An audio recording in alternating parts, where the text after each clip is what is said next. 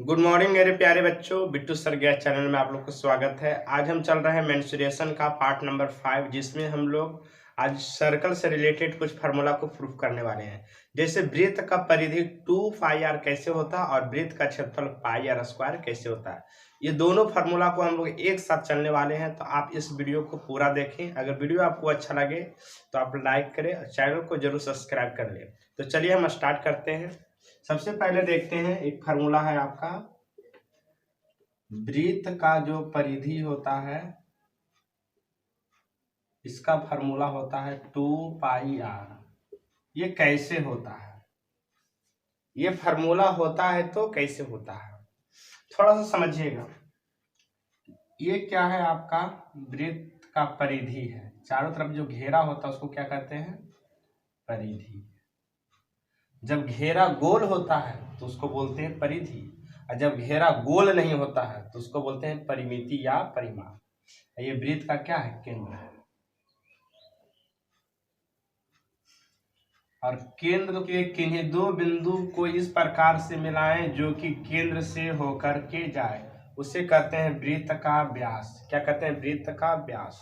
तो थोड़ा सा समझिएगा, यहाँ चकला है, एक वृत्ताकार रूप है, समझिएगा। इसके यहाँ से रख करके एक रस्सी लेंगे, इस तरह से चारों तरफ से क्या किए, घुमा दिए। तो घुमा करके इसको क्या करेंगे, रस्सी को लंबा कर देंगे। तो रस्सी को लंबा करेंगे तो क्या होगा, इस तरह से घुमा दिए, क्या हो गया, वृत्त का परिधि हो गया। फिर इसके बाद यहाँ से लेकर के यहाँ तक मेजर कर लेंगे, वो क्या हो जाएगा, वृत्त का व्यास हो जाएगा। तो आप किसी भी गोल आकृति का वृत्त के परिधि में वृत्त के व्यास से जब भाग दीजिएगा तो एक मान हमेशा नियत आएगा, अगर वह संपूर्ण रूप से गोल होगा तब। एक मान हमेशा नियत आएगा अगर वो संपूर्ण रूप से गोल होगा तो। और वह मान लगभग होगा 22/7 के। वह मान लगभग होगा 22/7 के, एकदम समझेगा। और जिस या तो हो सकता है, इसको दशमलव बदलिए, 3.142 इस तरह से होगा। कहने का मतलब है किसी भी वृत्त के परिधि को व्यास से भाग दीजिएगा तो एक मान आएगा नियत, वो मान लगभग 22/7 या 3.142 इस तरह से आएगा। इस नियत मान को ग्रीक अक्षर में सूचित कर दिया गया, जिसका नाम रख दिया गया पाई। जिसका नाम रख दिया गया क्या, पाई। ये जो परिधि और व्यास को जब भाग दिया गया तो एक मान नियत आ रहा था, उस मान को क्या रख दिया गया, पाई। अब आप लोग समझिएगा कि वृत्त का जो परिधि और वृत्त के व्यास में जब भाग देते हैं तो आता है क्या, पाई आता है। यानी वृत्त के परिधि और वृत्त के व्यास से भाग दिए तो एक मान आया क्या, पाई। चलिए हमको निकालना है परिधि। क्या निकालना है, परिधि। व्यास का मतलब होता है कई गो त्रिज्या, यहाँ से यहाँ त्रिज्या होता है, यहाँ से यहाँ त्रिज्या, 2 गो त्रिज्या। 2 गो त्रिज्या को क्या बोलते हैं, व्यास। व्यास जो होता है त्रिज्या का दुगना होता है, तो व्यास के जगह क्या लिख सकते हैं, 2r बराबर पाई। तो तिरछा तिरछे गुना कर दीजिए, परिधि में 100 गुना करिएगा, क्या होगा, परिधि बराबर 2r में पाई से गुना करिएगा तो क्या होगा, 2r पाई। और इसी को आपको लिख सकते हैं 2 पाई r। तो वृत्त का परिधि का फार्मूला हो गया,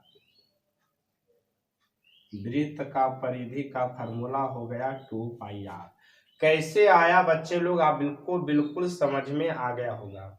किसी भी वृत्ताकार परिधि को व्यास से जब भाग दीजिएगा तो एक मान आएगा नियत, हमेशा कांस्टेंट, और वह मान होगा लगभग 22/7। अगर यह मान नहीं आ रहा तो समझ जाइए वो आकार बिल्कुल गोल नहीं है।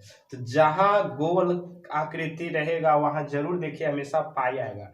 तो पाई ही बताता है कि कोई आकृति गोल है कि नहीं। अगर गोल है तो कितना गोल है, त्रुटि है तो कितना त्रुटि है। माने पाई एक परफेक्ट एक तरह से बता देता है कि आकृति पूर्ण रूप से गोल है कि नहीं है।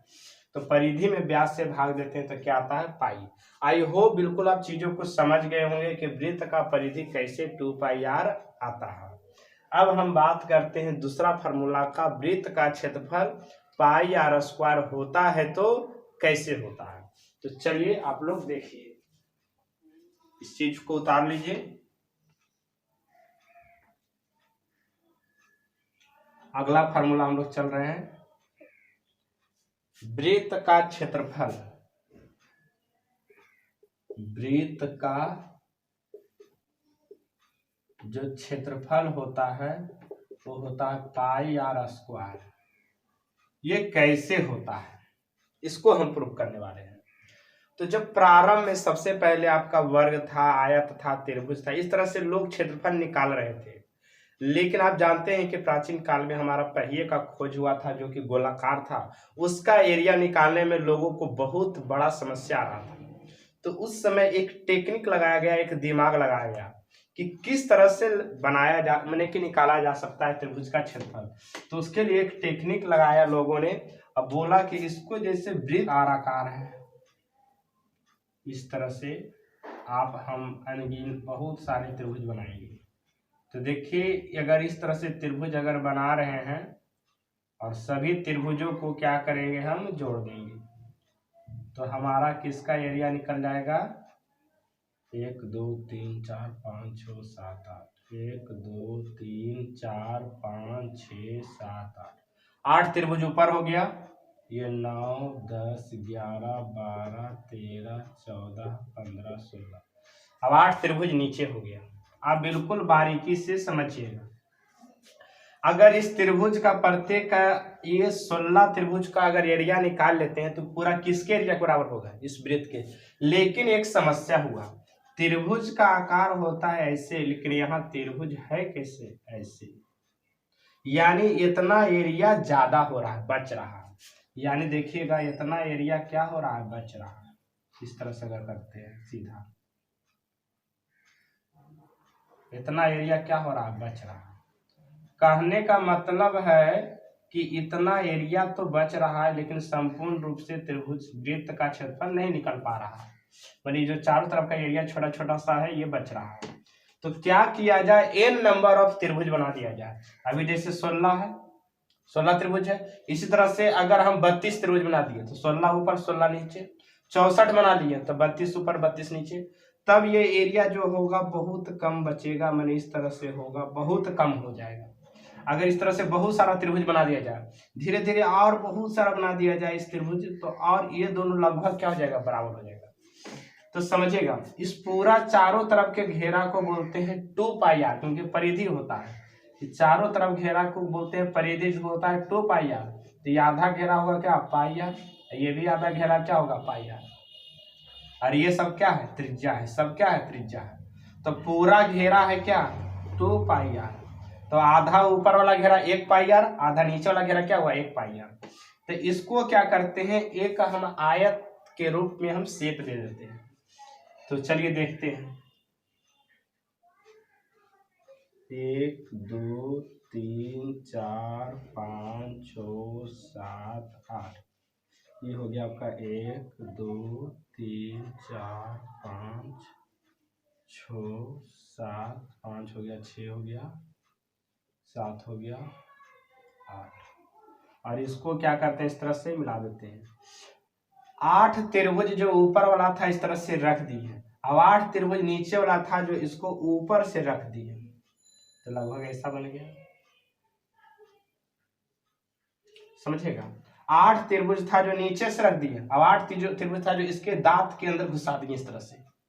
तो 8 8 कितना हो गया, 16, 8 हो गया, 9 10 11 12 13 14 और ये 15, और एक और इधर रह गया आपका,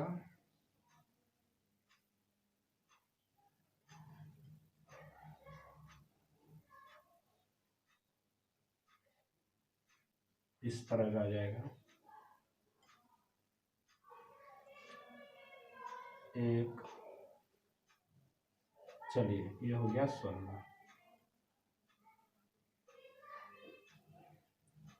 गया। 8 त्रिभुज अंदर से, 8 त्रिभुज ऊपर से क्या किए, मिला दिए। तो ये 8 त्रिभुज का आपका घेरा क्या है, πr। ये 8 त्रिभुज का घेरा क्या है, πr, और नीचे वाला भी 9 से लेकर 16 तक में टोटल 8 त्रिभुज, यहाँ भी इसका भी क्या है, πr। यहाँ देखिए छोटा छोटा एरिया बच गया है, लेकिन इसको हम क्या बोले, एन नंबर ऑफ त्रिभुज बना देंगे।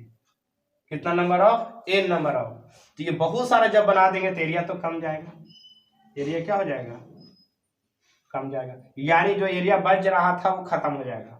और ये हमारा जो है सब क्या है, एक त्रिज्या है, यहां से यहाँ क्या है, ये सब त्रिज्या है। तो यह एक बन गया आयत, यानी कि जो वृत्त का क्षेत्रफल होगा इसी के किसके बराबर हो जाएगा, आयत का क्षेत्रफल के। क्योंकि ये बहुत सारा बहुत ज्यादा ट्रायंगल बनाएंगे तो ये जो एरिया हो रहा है ये खत्म हो जाएगा, ये एरिया जो है वो क्या होगा, खत्म हो जाएगा, तो बिल्कुल सीधा हो जाएगा। तो इस आयत का क्षेत्रफल क्या होता है, लंबाई गुने चौड़ाई। लंबाई क्या है, पाई आर, गुने चौड़ाई क्या है, आर। तो क्या हो गया, पाई आर गुने आर क्या हो गया, आर स्क्वायर। तो वृत्त का क्षेत्रफल का फार्मूला क्या हो गया, पाई आर स्क्वायर। तो आई होप बिल्कुल अब चीजों को समझ गए होंगे। यहाँ जो एरिया बच रहा था इसके लिए हम क्या किया, लोगों ने एन नंबर ऑफ त्रिभुज बना दिया, माने कि बहुत सारे, जैसे 16 है, 32 हो गया, 64 हो गया, इस तरह से बहुत सारा बना दिया। तो कुछ आधा, तभी तो आधा ऊपर रहेगा आधा नीचे रहेगा। अगर 100 को बना दिए तो 50 ऊपर 50 नीचे, 2000 बना दिए तो 1000 ऊपर 1000 नीचे, तब भी इसका परिमाप क्या होगा, पाई आर, नीचे क्या होगा, पाई आर।